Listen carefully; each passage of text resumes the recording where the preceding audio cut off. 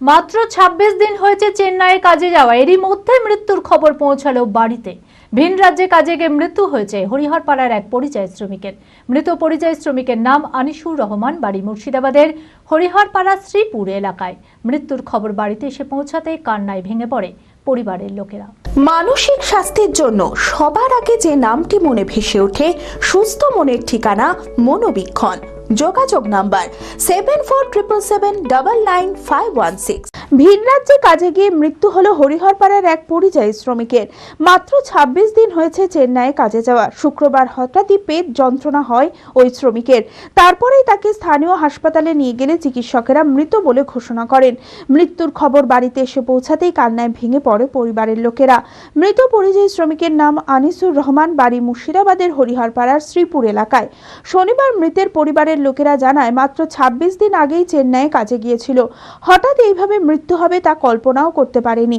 এমন মৃত্যুর খবর মেনে নিতে পারছে না পরিবার।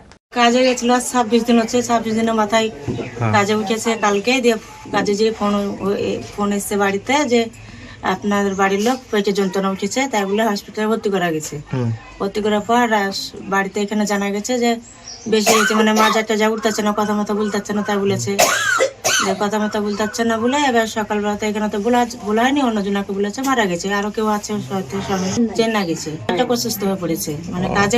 মানে কালকেই কাজে উঠেছে, দিয়ে সন্ধ্যেবেলাতে শুনেছে যে হঠাৎ অসুস্থ হয়ে পড়েছে। একটা ছেলে আছে, নাবালক ছেলে, সাবালক ওলাই ১৩ বছর ছেলে, ঘর বাড়ি খেটে খুটে খাই, অসুস্থ কি করবে, গরিব মানুষ।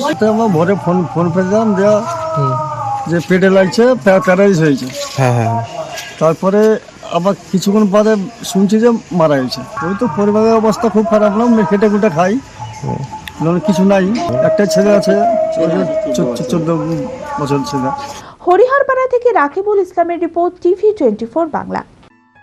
চঞ্চলতা তার কথায় কথায় জীবনে মিশে রঙ ভরায়, চুপি সারে মনে সে সাদে সবাইকে পাগল করে। আমারই মতো আমার নিচের পতাকা পতাকা চা গজব কা